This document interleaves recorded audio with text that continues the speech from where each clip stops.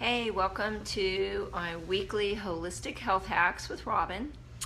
And today I'm going to be talking about everybody's favorite and least favorite topic, which is sugar.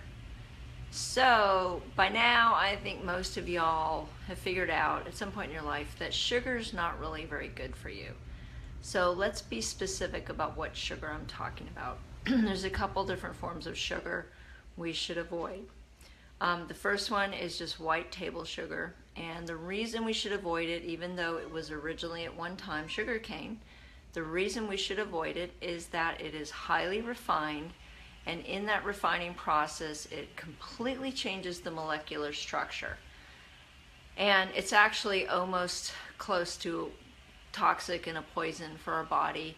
You can Google white sugar, and I think the last one I read had 125 reasons not to eat white sugar. So I won't go into a lot of those. Those are pretty easy to find and access. Feeds cancer, exacerbates inflammation, joint pain, suppresses your immune system. There's just a lot of bad things about white sugar. Now, unfortunately, it is prolific in our society. It just permeates it. And we're coming up on Halloween, which of course for kids means lots of candy and candy bars and lots of white sugar to eat. So no really way around it other than I believe in the mentality of choosing life versus avoiding death. So choosing life says, can I learn to eat things that are really good and healthy and tasty? And the truth is that when you get your body in a place where your taste buds have adapted to healthy food and your body is cleaned out and detoxed and you feel good, you really don't necessarily crave white sugar. It's very addicting. There's things it does in your brain chemistry that can be similar to heroin for a lot of people. And so it's very addicting, and they made it that way intentionally. So it's not easy to completely give up, and I'm not even suggesting everybody has to give it up. But I think if we just really kind of embrace it for what it is, which is it's really bad for you, then that helps to kind of go into a lifestyle that just says I want to avoid white sugar. The second one that's just as bad, if not worse, for another reason, is corn syrup, high fructose corn syrup. A lot of the drinks we drink, sodas, and even a lot of the semi-healthy things we find in the store that are refrigerated drinks, the first ingredient is high fructose corn syrup. And one of the reasons this is particularly bad now is because of the GMO issue. It is made with GMO corn, which finding more and more GMO corn and wheat are very bad for you. I'll probably talk about GMOs on another day. But GMO corn syrup, high fructose corn syrup, now is also being linked to a lot of these types of diseases and health issues.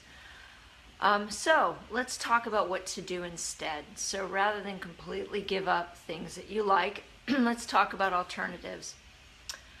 Okay, so let's also talk about artificial sweeteners. Not stevia, the blue stuff, NutraSweet, Sweet and Low, and the yellow one. Gosh, it's been so long since I've had these, I can't even remember the names of it.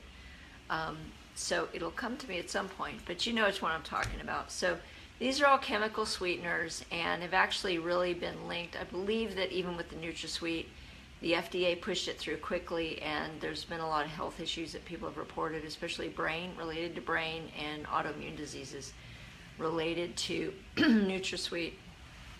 And so these aren't good substitutes. Sorry, they're just not. If you were to choose between a Coke and a Diet Coke, I'm not sure which was the lesser of two evils or just both evil. So again, this isn't meant to ruin your day, but let's talk about moderation. So let me talk about some other options. Stevia is a natural sweetener. You can buy sodas now and things that are sweetened with stevia. It's a little bit of an acquired taste. And I'm going to tell you, part of my story is I had chronic fatigue in my 20s, and just even like a cookie, eating a cookie at night would give me the equivalent of a bottle of tequila hangover, if tequila gives you a hangover. The next day. So my body did not like sugar. But what I found was I could eat things sweetened with raw cane sugar.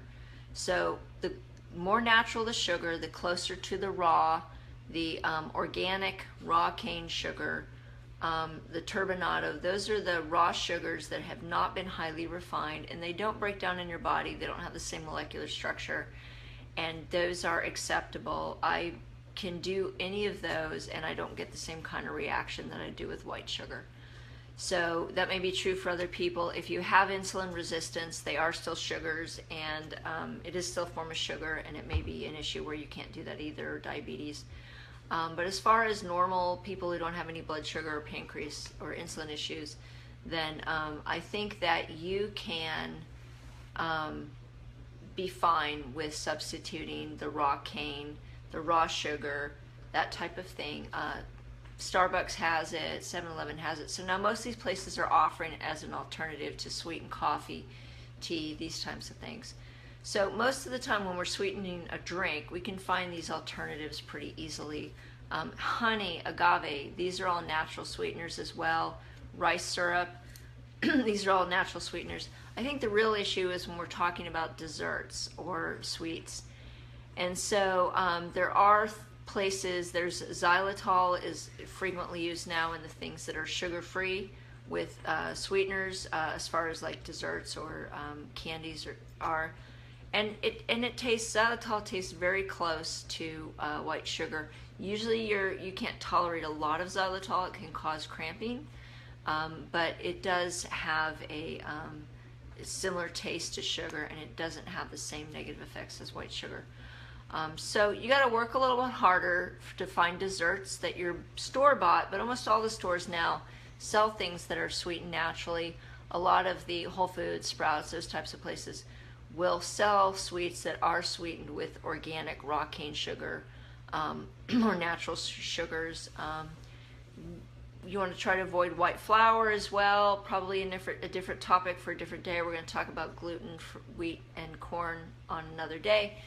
But as far as sugar goes, do your best to eliminate white sugar, high fructose corn syrup from your diet completely, and substitute it with more natural sugars, raw cane sugar, organic sugar, stevia, agave or honey. Maple syrup is actually good, so if you're going to eat things where you would do things, if you buy the real maple syrup, it's actually not bad for you. So as close to nature as possible is really the way to go, and substituting with the fake sweeteners like NutraSweet and Sweet and Low, and gosh, I can't think of the other one, sorry, I'm having a blonde moment. Anyway, hope you guys have a great week. Sorry to break the news to you, but it's not good for you. It has lots of reasons not to. If you need a little bit of reinforcement, go Google reasons not to eat white sugar, and there'll be lots of websites to tell you what it's actually doing in your body and the buildup of it. Recent statistic, again, not to be doomsday person, but recent statistic that I read is that in today's current society in America, 1 in 2 people will get cancer in their lifetime.